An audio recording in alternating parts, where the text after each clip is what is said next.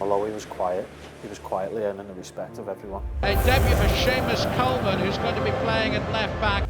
Everybody wants Seamus Coleman because of his determination, his attitude, commitment, all the good words.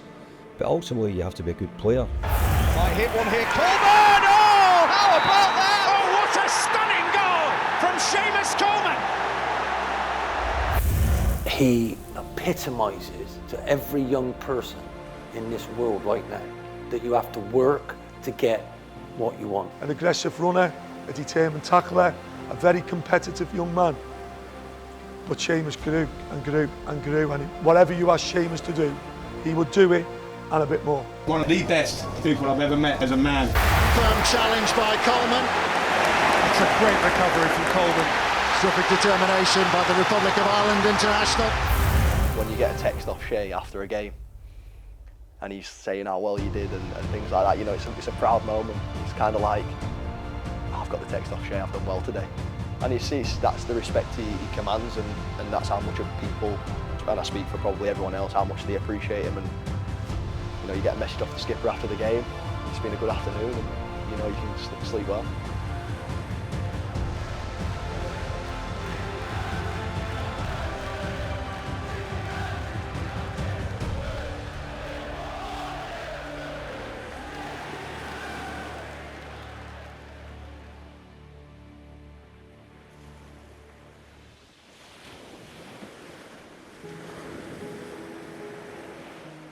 Killybegs to me is home. It's where I grew up. It's where I had the best days of my life.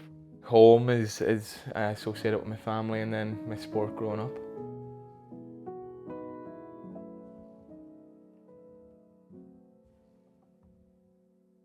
Everybody was delighted. We were happy ourselves. We had two boys at home already, Stephen and Francis, so it was another addition. As Seamus progressed in his months, first thing he had in beside him was a football, so he was constantly moving it around by hand or by foot that he could, whatever way. But eventually the playpens that time, there was a netting around him, but he found a wee hole in it and he made it that little bit bigger till he got through it. And that was the start of his adventure in life, you know. We knew then he was going to be adventurous at something, whatever it may be. Home is it's just a feeling you can't really explain, like when you've been away for so long. I've been away 15 years now nearly, so it's a long time away, but when you come back, you know, it's a special feeling.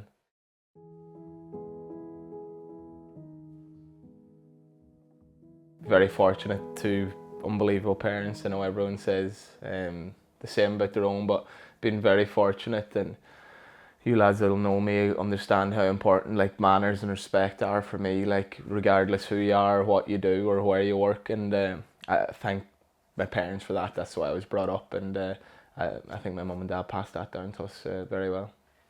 It was harmony most of the time, but you know yourself, there's three brothers in the house, there's going to be a little bit of something at some stage, but no aggressive or anything like that. It was just good fun, like.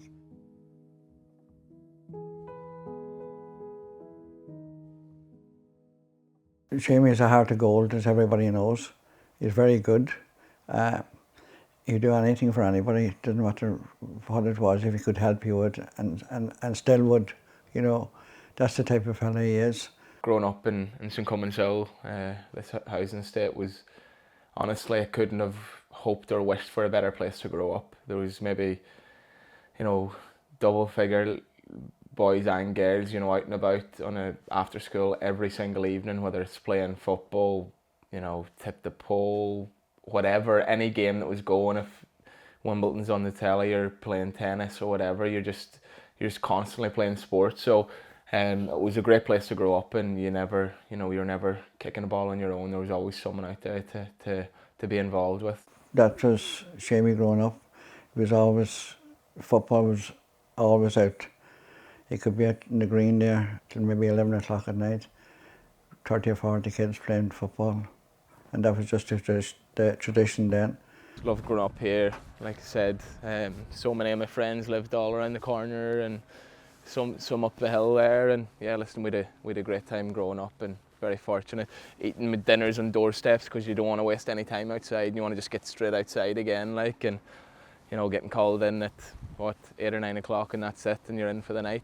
It's all the one estate, like, but this was called the Circle, and then as you go on up the hill, you had the other lads up there, and maybe 7, 8 lads there, and maybe more, maybe 10 lads there, and 10 lads down here, and you'd have a home and away game, so our home games would be down here, and the away games is up the back. They had a pitch up the back as well, and so used to kick off all the time, but now, like, you know, we're all the best of friends, and we played the same soccer club in the same Gaelic club, and it was just in the summers when the rivalry would be tense.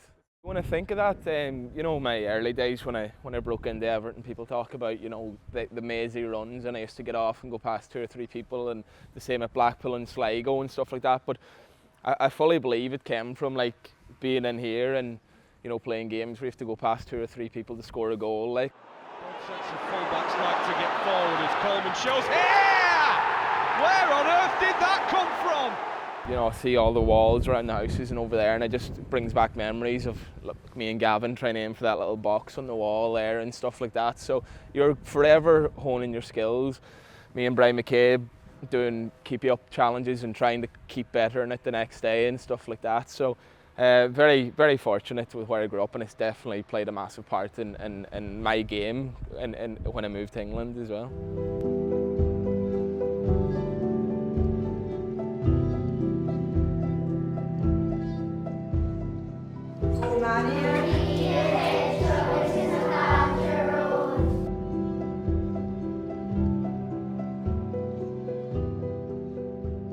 She won't like the praise or the limelight, but so important to me growing up in the national school. Obviously, it's all Gaelic football that we played coming through here, and Margaret was a massive influence on me, and massive positive influence as well, and was, you know, so passionate about the Gaelic. And Margaret might or might not remember this, but in the school here, like, it would be 5th and 6th class go together and mix and go away and play another school, but because I was quite alright at Gaelic, I must have been doing quite well, and she pulled me up from 4th class to go away with the 5th and 6th class team into Kilcar one day, and I felt amazing for me getting pulled out of 4th class, like the only one getting pulled out to go and play with the older boys. But not saying it because Margaret's sitting in front of me, but she played a massive part in giving me that confidence from a young age, and she really believed in me, and she remained a family friend throughout with my mum and dad as well. I suppose he had everything, in the sense that he had 2 good feet, not 1 but 2. He had a great attitude. He never would have questioned anything I asked. He did exactly as he was told to do. His man marking and his tackling was exceptional in all games. He also was very good to other players in that he brought them in with him, you know, and kind of included them in games and that. His appetite to succeed in all sports was something else. Now, this year, in that year there, when he was in 6th class, he was also part of the basketball team that we won a blitz down in the yeah. Oh my God. And the athletics again. I mustn't have been any good at basketball. Well, I don't think. we only had we'd only one day of it. So, but it was just his positive attitude all the time, and nothing was ever a problem, you know. And the longer a game went on, and we might be a point or 2 down, the better Seamus got. Do you know, that was a big thing I would have seen. He was really dependable to get the scores. I would be from a sporting family. You would be reading about other people, you know, that does that. But cheekers then to think that you taught somebody, you know, that went on to that level is really great. He has sent me 2 of his 2 different years as well, signed jerseys, which is an honour. And again, I suppose it shows the ordinariness of Seamus and remembering ordinary people that have come in and out of his life. Like, not ordinary people that played a big part. And for me, it's like, you don't forget the people who have been good to you along the way, and you know, you always have to make sure that you kind of repay that, and whether that's shirts or whatever the case may be, it's important to make the people feel, you know. And even Margaret talking there about me going over to play, like, it is mad when I don't really stop and think, because I keep going, and tomorrow, and then like when you think like that you played Gaelic football till you were 18, like, and then actually did go on to play in the Premier League, you wouldn't think it, like you'd think it's too late, like, to even get picked up. But yeah, thankfully it worked. But again, like Margaret says, and she's right, it's just that drive. And I've played 13, 14 years in Premier League. It'd be very easy to kind of put your feet up and take your foot off the gas, but I've just got that drive in me, and I just want to keep being better all the time, you know.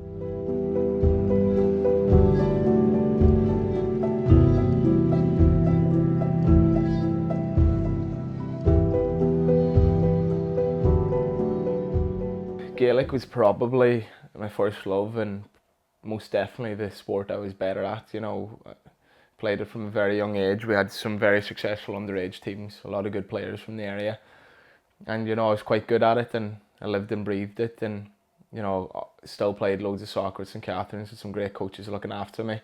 But maybe not as, I was still obviously very good, but not quite as good as I was at Gaelic. And, you know, I got to the point I was doing really well at Gaelic, but then maybe 16, 17, I started doing really well at football as well, or soccer, we say here, and started doing really well at that, and you know, I had a decision to make. Gaelic football is it's massive in this area, and it's massive in the country. I suppose to win a county championship, to win in All Ireland is as big as a World Cup to people locally. It's everything, just so it's that big.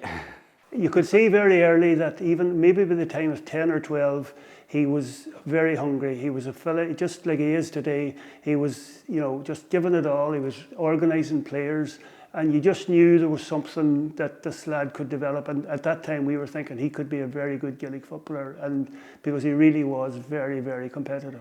You've seen it in the Gaelic how good he was. He would have been always, if he was playing Gaelic, he would be a county player now. He would be playing for Donegal. He always had that in reserve, but he was also a great soccer player. Like, I mean, any games he went to from whatever age up, he excelled in them all.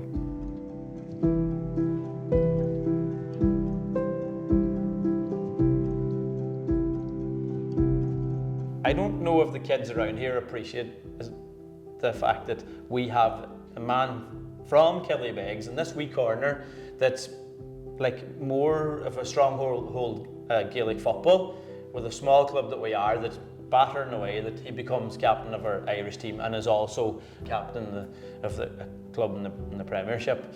It's like, there's days you're going, holy God, what's going on? And I sit and watch the TV days going, like, that's shimmy there.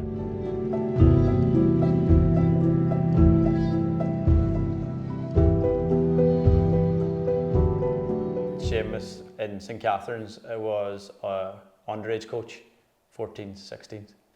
But we're neighbours as well. Yeah, that's so why, long before that. Yeah, I've known him since he's that height.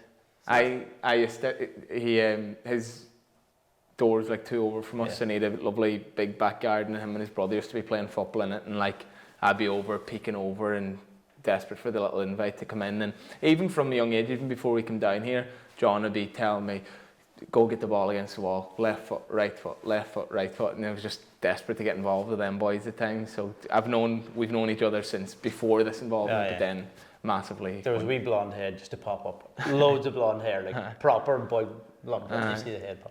He was always a hardy wee bugger. When he would come in to play with us, the football and kick about, you wouldn't be afraid to toss him or nothing, because he was just, you were sturdy, weren't you, and tough. And when, like, at that time, there was loads of kids within the housing estate, so you had to be a wee bit tougher, and he was small, so it made him tougher that way. I said that to them about the housing estate, like we were all competing against each other, and I was playing with David and Dan, 4 years older, you were getting kicked, and then you played against, obviously, the boys up the front, and it was tough, like, you had to be tough. He always give you like 110%, there was no half measures, ever. But at the very young age, there was nobody that really stood out, because he was small. Back then, any of the boys from here that went on trials were more physically built and a bit bigger. So you didn't get like I didn't have underage like county developments and stuff like that there in soccer. You kind of matured more after 16 on? Yeah, when my physical side came through, yeah. When So like John's saying there, so like say county teams, when soccer county teams, not Gaelic teams was never a problem, but the soccer teams, I'd always get to that last trial or stuff. So the big tournaments for young lads in Ireland is like the National Cup, Kendi Cup, and the Foil Cup. Yeah. But I never played neither of them. Like, so you know that I just wasn't getting that last bit. But yeah, when I got to like 16, 17 is probably when out there like started to you shine. matured more then, as in physically and stretched more. They all look up to Seamus. You know, there's a lot of them would know him for years from when he comes home, and he comes up here and he takes part in training sessions with them, and they all look up to him.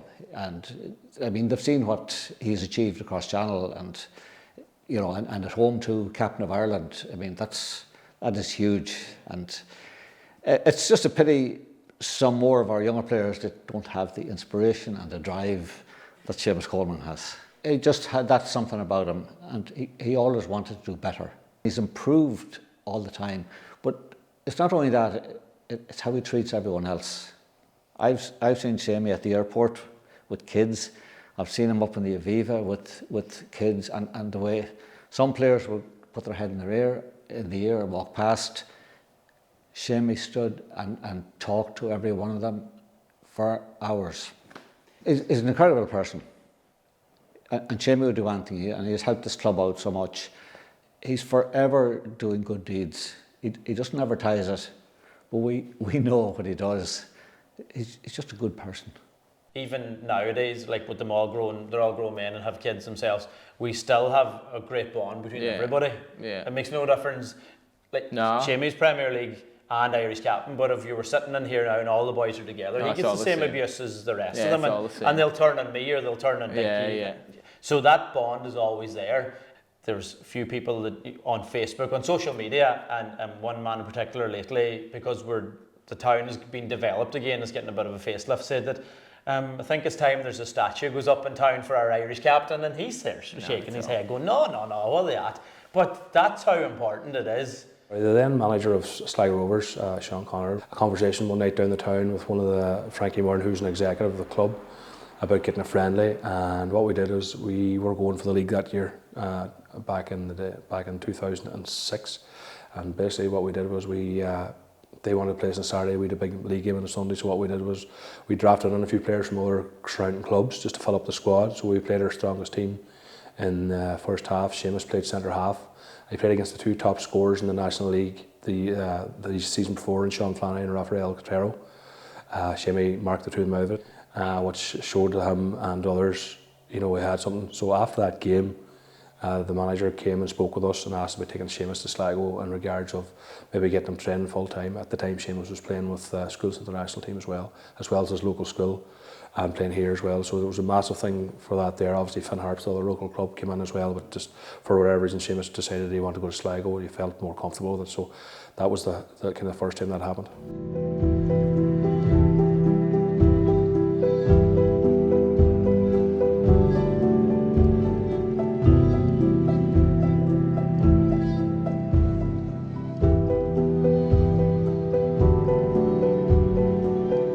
Like his journey originally, going away from home, was going from Killybegs to Sligo, and that's only an hour and a half away, and that was difficult enough, you know.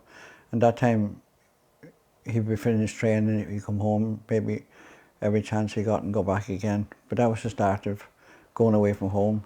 My name is Mary McGowan. I was club secretary at Sligo Rovers during Seamus's time in the club. I was the club secretary who was involved in signing Seamus and selling Seamus for the famous 60 grand. Yeah, first time I met Seamus would have been when he came here to the ground to sign for us. Very quiet young fella, lovely kid, and he's never changed. Once he went to Sligo Rovers, you knew that something was going to happen. You know, not where it would be, but I always felt that he had enough talent to go further, which he did. People started to talk about him, even watching him in training. And then he made his debut for us, I would think it was in Derry, on a night that we were badly beaten, but he shone, you know. And then from that on, we really knew, after a couple of months, we knew we had a gem. Then Sean Connor left and we recruited a manager called Rob MacDonald. And Rob MacDonald, one of the first people he wanted to let go was Seamus Coleman. And we said, no, he's not going anywhere. And like, we were meeting resistance, like, you know, the board are picking the team, but I think the board were just looking after the interests of the club. Then Rob MacDonald left and we signed Paul Cook as manager, and Cookie came in and Seamus immediately became an integral part of the team, and from there on, that's where he was. Again, a lot of the lads in Ireland come from Gaelic backgrounds where they haven't really been in football academies in general, but they're brought up probably a little bit of a more tougher environment, if you like. And, you know, I'd been told about Seamus where there was different opinions on. As any young footballer today, there will be different opinions, you know, but from watching Seamus train initially, you know, he certainly had real qualities, his desire, his wanting to get better, you know, that just shone out like a bright light. We played Shamrock Rovers here on Irish television, TG Cahir, and he got man of the match that day. And Shams, you know, they wouldn't be the team they are now, but they were still a very strong team. And he tore them asunder from right full, really, to be honest. He was outstanding. He was up and down the pitch. He was, you know, making crosses, making tackles, coming in, having shots on his left foot, you know, playing 1-2s with players. He was just everywhere. And I think that day at his age, you're thinking, yeah, this fella's, you know, he's not going to be here for long, really. And when you've seen his attitude off the pitch and his dedication to training, and, you know, we would have been a decent enough team for partying off the field as well. At that time, Seamus never got involved. He was just here to play football, and, you know, any time he got a chance, he was straight back to Killybegs. So he was really focused. But that game for me was probably the turning point where we knew he was good, but, you know, that time it was on the telly, he got real exposure, and it was like, yeah, this fella's the real deal. You know, Seamus being a young lad whose qualities were probably a lot more without the ball then. An aggressive runner, a determined tackler, a very competitive young man. But Seamus grew and grew and grew, and whatever you asked Seamus to do, he would do it and a bit more. And that was just a perpetual motion going forward. Well, Seamus was great. What a funny story. We were playing Bohemians one night in the showgrounds, and Bohemians were a big Dublin club, live on the telly. So we had no markers. So Seamus would do anything you told him. Whatever you told Seamus to do, he would do it. So they had a striker playing Glen Crowe. We had mismatches all over the back four, so we had to go man for man. Seamus had to pick Glen Crowe up. So about 5-6 minutes into the game, so I told Seamus, the minute they take the corner, grab him and don't let him move. Grab him, don't let him move. 6 minutes, penalty, Bohemians penalty, and Seamus is looking at me. I'm not looking at it. In the year 2008, in the summer, I just left the job and I had a bit of time on my hands, and my son was playing for Sligo Rovers. And obviously I wanted to go and watch him play and spend some time with him. And I see 3 or 4 games in the space of about 6 weeks. And then I was in the process of coming back to Everton, because I'd been at Everton before in 97 to 2001 doing the Centre of Excellence scouting.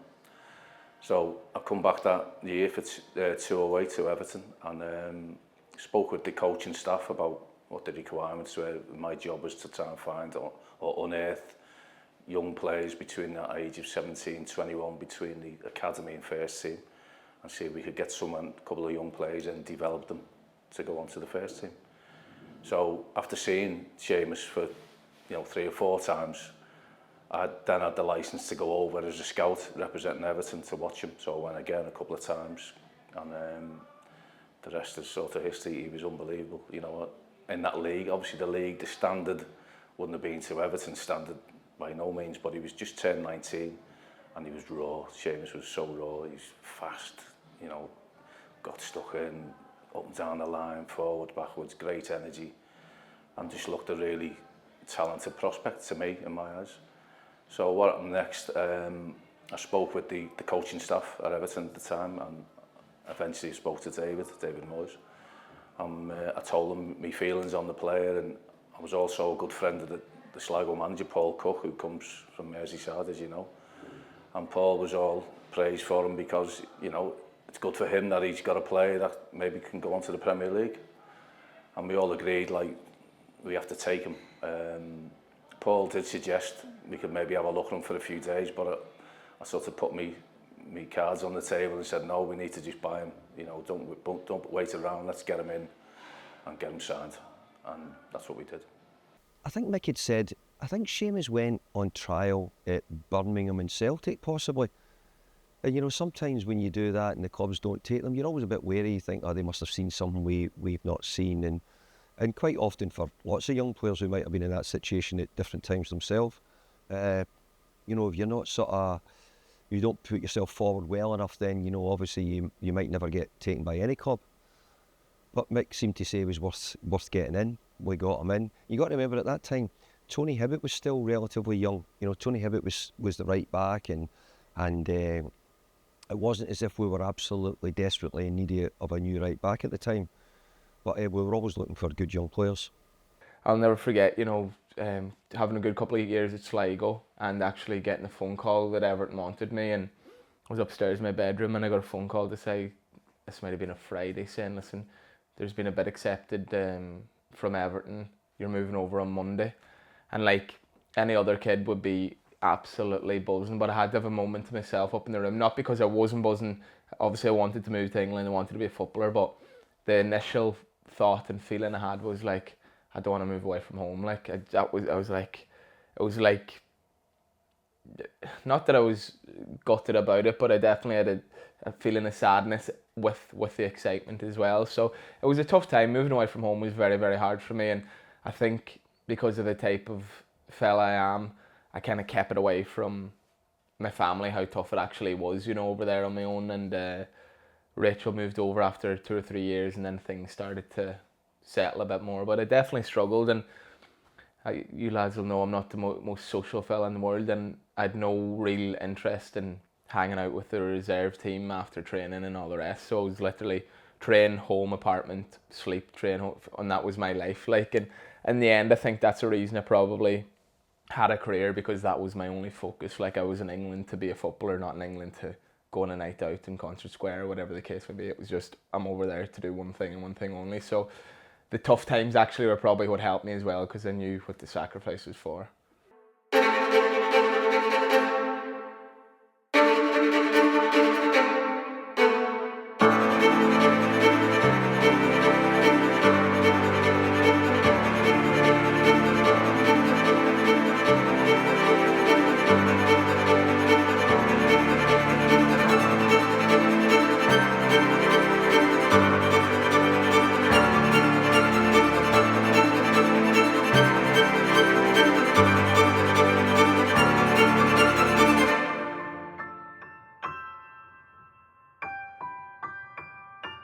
There's been lots of interest of your move here to Everton from Sligo Rovers fans. Have you been reporting back with how you're getting on over here so far? Yeah, well, I spoke to the Sligo website there just before I came over and that, and to be fair, the fans over there were great for me when I was there, so I'm sure they'll be looking on with interest. You know. How did your move to Everton come about? I don't know, just playing away and back home, and I heard a lot of rumours about clubs being interested, and then come January I heard Everton were going to make a bid, and then that's how I heard of it. So. And for your future career, are you looking that far ahead yet? No, I'm just going to take one step at a time, and of course everyone's ambition is to play at the top level, so I'll just wait and see, you know, hopefully it'll happen.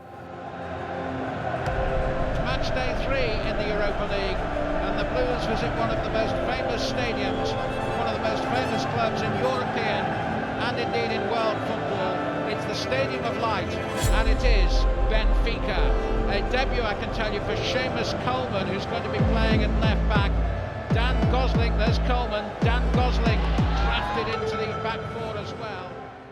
It was a tough game, you know, and I'm not going to make any excuses. I'll learn a lot from it, and I did learn a lot from it, and I wouldn't change it. And I know we got beat 5-0, but for a learning thing, it's been good for me, and you know, I'll just push on from it and I'll learn from every game anyways. Everton are going to have to make a substitution here. Clearly Joseph Yobo not able to carry on, and so the substitution being made. Seamus Coleman it is who's coming on, who had, as all the youngsters did, such an excellent game over in Athens. He's going to come on the field. Joseph Yobo not able to continue. David Moyes Just pointing out one or two things. Joseph Yobo giving some encouragement to the youngster. Seamus Coleman coming on with one or two instructions, and he's come through a really torrid time to prove that point. Good tackle by Coleman. Really ending up. Coleman making the run forward. Still Coleman, he's done really, really well. And it's a goal by Louis Saha, his 11th of the season, and it was made by Seamus Coleman. Cleared, but only to Coleman. Clipped in. Chance here for Pienaar, for Bang, it's in! It's scored by Tim Cahill. Set up again with the help of Seamus Coleman. That young man, Seamus Coleman, as much as anybody, showed the sort of fighting spirit that Evertonians everywhere love, and ability. And he had a really, really outstanding game. Yeah, to be fair, I was on a high after the game and that, and I was just coming off that cloud now, to be fair, but just enjoyed the moment and that, but it's back to work now and just want to train hard in that again. The manager has established kind of a leadership group, and yeah, you were wanting to impress them as much as you might have been wanting to impress the manager as well. I think that was one of the manager's skill sets really, is sort of he took his time to get the right person as well as player in the door, and then put them in that sort of position where they could then influence from the inside out and carry his sort of message in terms of his beliefs and what he wanted. So when you come into the club, you were definitely wanting to impress those guys just as much. And then again, as squads do and they evolve, that group kept evolving. But what he'd done, I guess, again, is he'd gone and signed people, I think, that he knew were the right fit. And yeah, as the squad evolved in terms of the players, that group of men changed as well, but they were always the right people, and I think that was really important for the manager, that they had the right values and personality. Seamus as a person fits that mould perfectly to go in and be a leader, and I think initially he come in and everyone knows what a humble guy he is as well, and he come in and got his head down and done the work, and you always have to, I believe, show certain things to earn the respect of others. And although he was quietly earning the respect of everyone in the building, on the training pitch, because of the type of person he was. The one thing I'll tell you about is he is a top boy, and he was then as well. Very serious, very, very polite, very respectful. And I remember him coming in, and I remember having him as a young boy, and us saying, "Oh wow, he's got some." He was really good going forward at the time. He was on the verge of being a winger actually, and but he was a fullback. He was very good going forward, but had a bit to do because he hadn't really been around the professional level which we were at the time, and that was where the time was going to be needed to sort of prepare him for the Premier League. We went to Blackpool on loan actually. And that's the bit I remember, and that's really where he started to more develop, because it was a chance where he came in, trained with us a bit, and then we realised, look, we need to get the boy out on loan and get Seamus out on loan, and that's the bit that I remember where it really started him getting closer to being a first team player.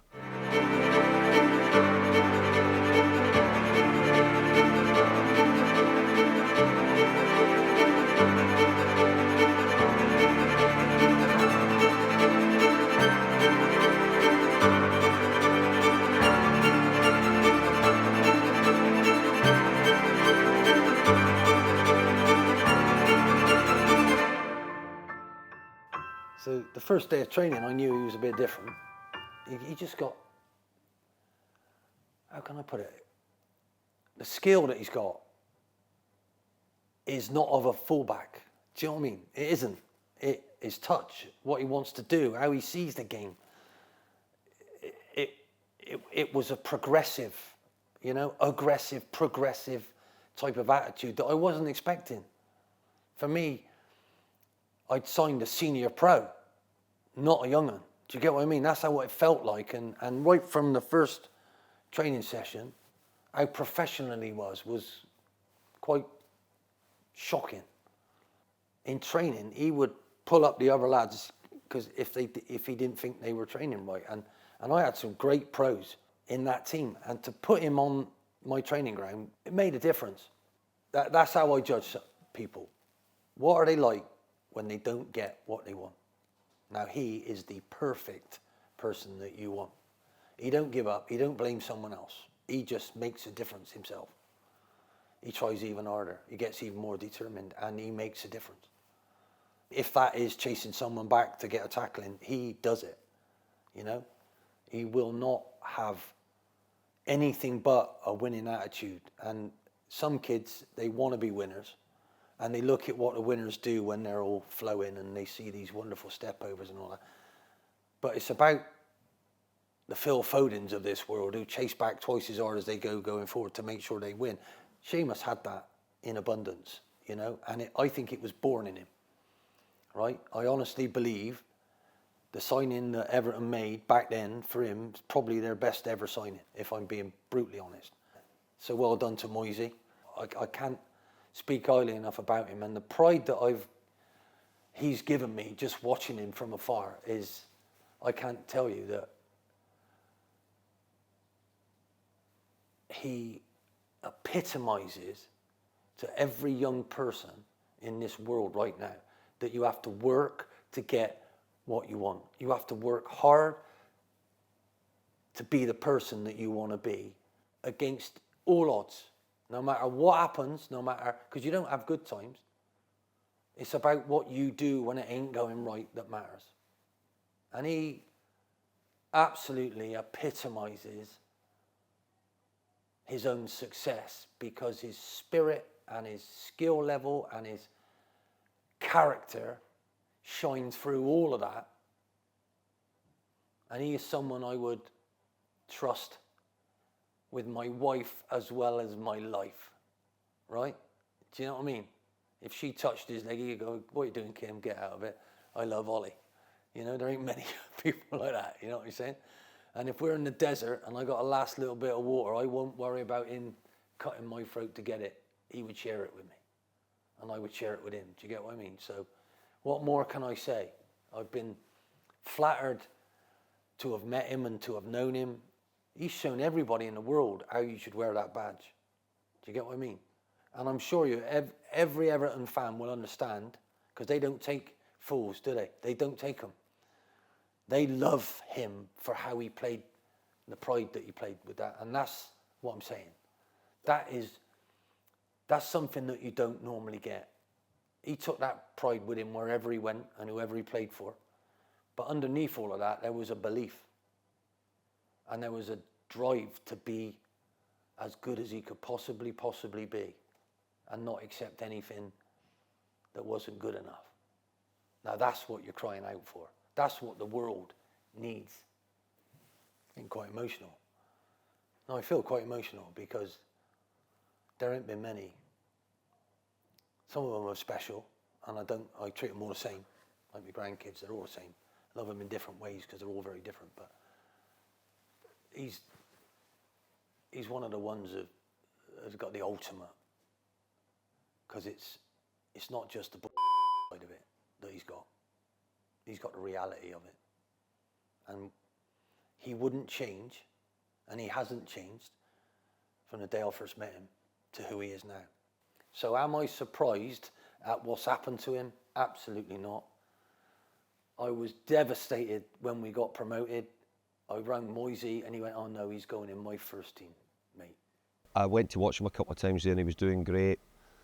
And as I said, Seamus was really good going forward at the time, and you know he could run. No, we used to call him like Forrest Gump, because he just kept running, and that's the way he was at the time.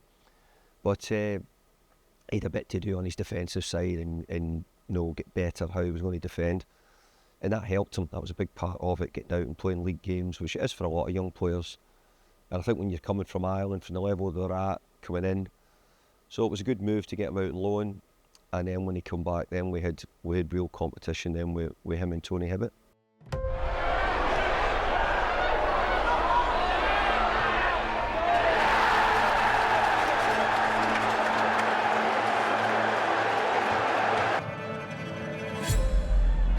reacts well. Seamus Coleman for Everton, worth a go, and he's scored! Coleman scores for Everton!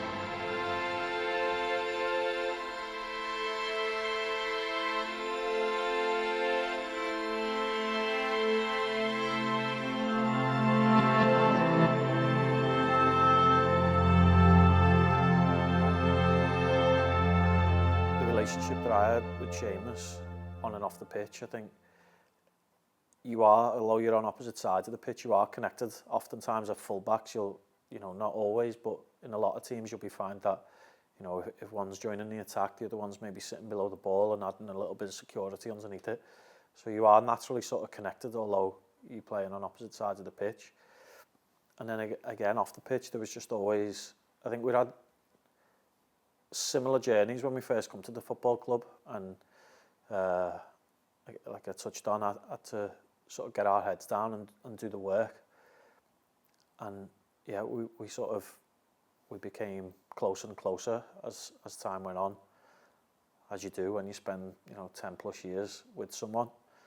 And again from my end, there was just always a deep respect, because like I say, I'd sort of seen him grow and develop, and really flourishing and becoming a leader. And I think he earned my respect in lots of ways, but in particular it'd be when times got tough, when we were going through a bad patch, things weren't going well. He was the first guy to just step forward, and that's so important in a group. And it makes you feel safe to step forward as well. And the more people that step forward, the safer you feel in difficult situations. And it can be tough to be the first one, and he was always the first one.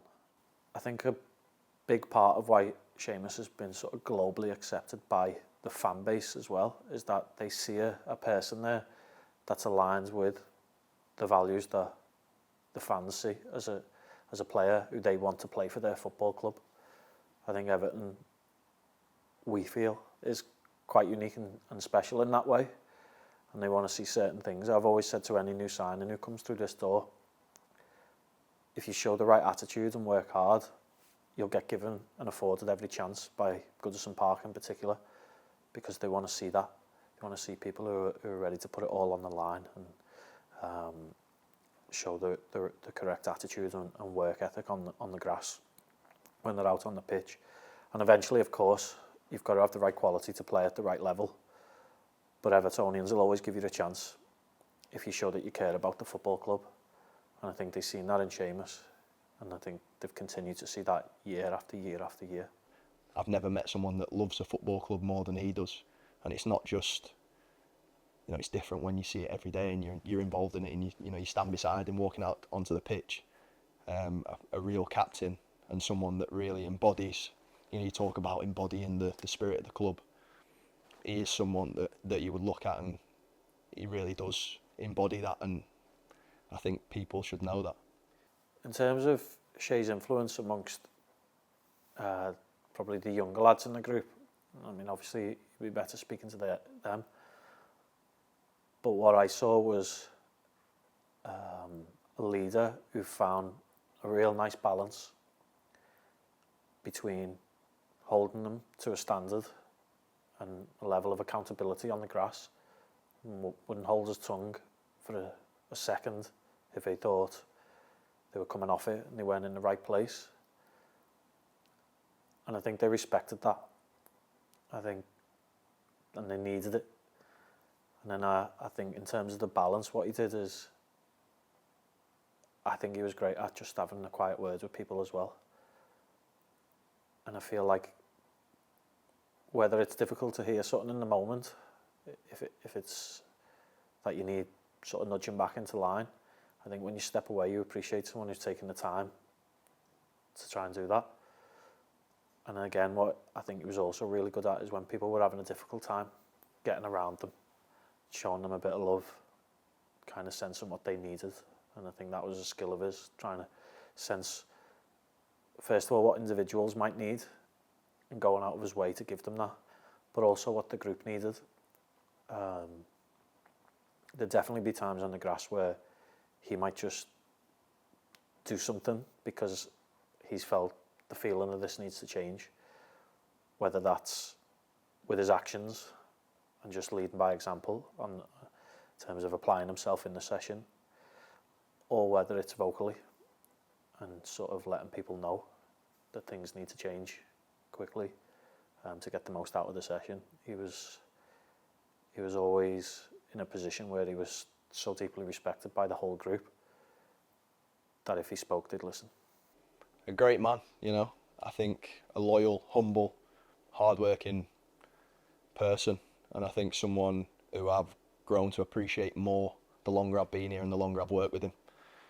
I think when I joined, when I was 19, you know, I was young, hungry, a little bit hot-headed, and I think he won't mind me saying we didn't always see eye to eye, and I think as I've got older, I now understand what he was trying to do from his perspective, because I'm probably roughly the age he was when I joined Everton. So I think he always made sure that, you know, I kept my feet on the ground, and if I got carried away, which I didn't realise I was getting carried away, you know, he'd nip in the bud. And like I say, we had our fair share of misunderstandings in the beginning, but he's someone that now I look to, and you know, there's no one I respect more in this dressing room, and I think he deserves all the credit and the appreciation that he deserves. And one thing that people won't know is when you get a text off Shay after a game and he's saying how well you did and things like that, you know, it's a proud moment. He's kind of like, oh, I've got the text off Shay, I've done well today. And that's the respect he commands, and that's how much of people, well, I know I do, and I speak for probably everyone else, how much they appreciate him. And you know, you get a message off the skipper after the game, it's been a good afternoon, and you know, you can sleep well. Seamus Coleman, you know, when you look at it now from a boy, he's only had one club now in us. I know he's been out on loan, but he's only one club at Everton, and that, from that point of view, I think that says a lot about him as well, because to stay at one club means that you have to have had a great ability, great character. Still is good boy to have in any dressing room, and you know, he's had a really good career when you consider where he started. You know, I think Seamus brought what he has. I mean, I think everybody wants at their clubs, they want a Seamus Coleman because of his type, his determination, his attitude, commitment, all the good words. But ultimately, you have to be a good player. You know, to earn those accolades, you have to be a good player in the first place. And he was a really good player for us at a time where the club we brought in some really good signings over the years, and it was a sort of continuation. When you look back at the amount of players we brought in and how many of them were on to be successes, it was a great time to be at the club, and great time for Seamus to be at the club as well. You have to start thinking about Arteta, Pina, Jagielka, Baines, Cahill, Howard. You know, you could go on and on about a bundle of players, and you know, you could go on about, yeah, by the way, there'll be plenty of bad ones in there as well. But I think that period, you know, they'll even getting Distan and Lescott, John Stones, you know, there was a period where we I wouldn't say we had a conveyor belt of players, but we had such a good recruitment team. Seamus was a big part of that, you know, and it's the the scouts. I would give all the credit to the scouts, because the scouts were the ones who were out getting the job done, getting the players in. Mick Docherty was the one who recommended Seamus Coleman, and he deserves the credit for it. Seamus's journey's been a great one. As he's had longevity at the one club. I mean, he's been involved. But Everton had a history when you look back through some of the great players, Sharpie, Reedy, you go through loads and loads. I think Seamus, from the generation he's been in, the era he's been in, will be recognised in that way. Maybe not so because we've not won the trophies, or Everton haven't won the trophies which were required through that era, but I think that there was a different type of success which was maybe being in European football,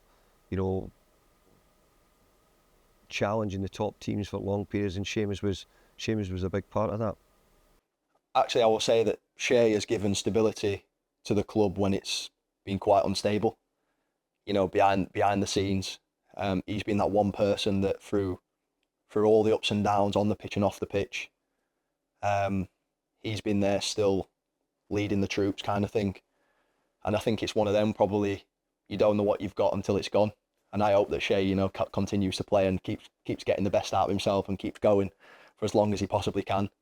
I know him a long time ago now, and for me he's the best human being, And so even when I was not there, when I went to Paris, we keep contact, keep messaging him, talking by message, and very, very good relation. Because when I arrived, he welcomed me, and his way to be, like a human, always smiling and giving everything on the pitch, and out of the pitch is different person, like smiling, taking care of everybody. So when I arrived, he take care of me and my friend Umar too. So and that's why maybe I have a different relationship with him, and I like people who work hard. And him in the pitch, he gave every time everything, and he loved the club too much. So that's why maybe we have a good relationship. As a human being, like I say, he's for me the perfect guy. And I never do that. That's because Gannon's back. I never do that. I think Seamus is the club, and he's a perfect player for the club. He gave everything. He loved the club too much, and every time when you talk about the club, you can feel it. And I think it's important to keep this type of person in the club. So when you have new players, they can learn a lot from him. They can see how to be a perfect Everton players, because he's always in a good way, always try to help people, try to help the club, and he put the club in front of his own own perspective. So for me, is this type of players we need in this club, and we have to learn a lot from him. Very difficult to sum it up quickly, because it means everything to me. It's been 15 years of my life. It's, I've said many times, it's family and football for me, and that's all I have. To us as a family, Everton mean everything to us, because definitely gave Seamus the opportunity that he has now, and obviously they've seen something in him that he's there for as long as he is, and we couldn't be any more proud of him.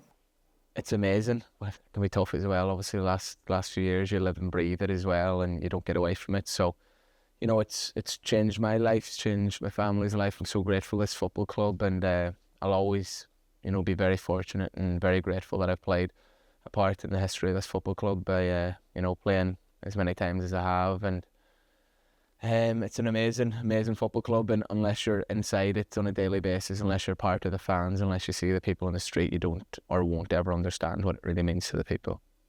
The pride, we're so proud of them, because it's good to play for a team like Everton, but to end up captain coming from a village like Killybegs, it's just unreal. Everybody's just blown away with it. I think if I lived anywhere else bar Liverpool for the last 15 years, maybe I wouldn't have had the same connection that I have had with this football club, because on a daily basis I see what the football club means to the people in the street. And that's something that we don't forget either. And you know, I think it's my duty at times as well to relay them messages to the players, for the players that maybe don't get it, to make sure that they really understand what this football club means to people. I say it all the time, it's their life. You know, they travel around the country supporting us, but it's when you see them, when you meet them, that you can really, you know, the face doesn't lie, and you can tell how much Everton Football Club means to them through good and bad times. So very grateful that I stayed in the city, been part of the city, and got to witness that. And over years, it's kind of helped me grow into the passionate, loyal Everton player I am today. There were many things I admire about him. First of all, the interviews he gave too, when he was speaking to the press. In a curious way, he was quite conservative about new players arriving in a club, you know.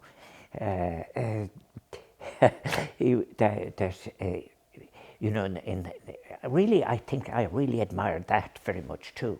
Is that, you know, there was you introduce yourself to the club, and you introduce yourself by offering discipline, and you're there to be part of a club and part of a team, rather than, it's not a vanity project. And I think what he represented then to young players is something enormously significant, I think, because it is the importance of values, and that you have to have values for yourself, and the game must have values. Something I think that Everton, what he gave to them very, very much, he's loyal, and I know that the supporters appreciate that very, very much too. And I think that that's important, because you're not just paying for your personal satisfaction for 90 minutes, and it isn't only your own outing on the day or your own reputation that is involved.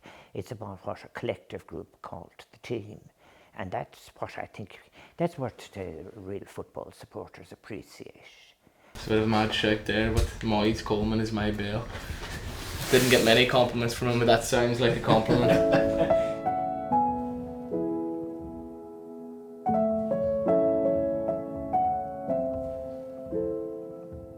Mum's kept this. This is like my first ever goal for St Catherine's, so I was about 6, 7.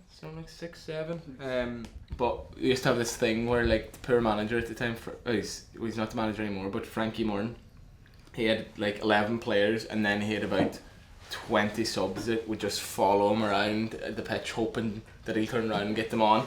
So on this day, I was one of the subs following him everywhere. And I still remember it like it was yesterday. Mum and Dad were at the game, and I got on for 10 minutes or whatever, and obviously Mum's kept the article. Substitute for St Catherine's, Seamus Coleman, came on and scored immediately for the home side to leave it 4-2 at full time. So it is great looking back at all the stuff.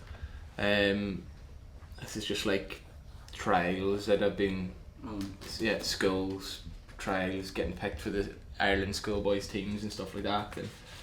And that was like life could have been different. It was like a scholarship for America to go and possibly play over there if my academic skills were up to it, but they watched me in a game and said that the opportunity would be there, and they sent me out the whole leaflets and details and all the rest. But no, that was not something.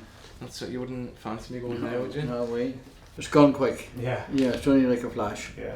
Yeah, it's hard to believe, like, when you see that first one there at 6 years of age, and now there's a lot of there's a lot of time gone by, and it's all gone quick. Yeah. You know. Dad was massively involved when I moved to Sligo first, you know, over and back, driving over and back all the time, taking me over after maybe work in the morning. He'd do a night shift, take me over, and then there'd be times where he's took me over and I found out I've got a day off the next day, but Daddy would take me over, come back, and then I would ring and say, listen, I'm off tomorrow, and Mum would be like, get yourself back there and get him, like, and so he'd literally come back, turn and go back and get me. But again, we keep coming back to the thing that I just wanted to be at home, you know, and all the rest. So it's in there to us, me and Dad in Gaelic. Don't know, did you just keep the bad stuff or not? No, threw out the bad stuff.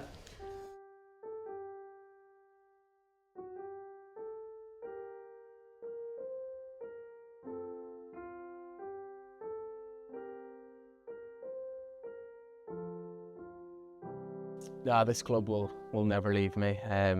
Means too much to me, and you know, I'm so happy that, you know, my career being at this football club, and you know, I've had, you know, possibly many opportunities at different times, you know, to maybe go elsewhere, but for me it was, you know, I'm so glad things like that never happened, because I've got a real bond, real connection, real love for a football club, and I mean it, and I'm happy about that, and I'm happy that when the time comes that, you know, as my kids keep getting older, and you know, we have a team that we support, and we'll have a team that we support for the rest of our lives now, and we can take them to the games at the amazing new stadium, and really, really happy. Everton is not just to me, not just to my wife and kids, but to my family, extended family, my wife's family. Everton just has took over our lives, and we couldn't ask for, in my opinion, even though there has been some tough times, we couldn't ask for a better football club to have come into our lives, and I'm very grateful, very proud, very happy to be an Evertonian. Hopefully the fans see me as that, but that's what I believe in. I'm a big Evertonian.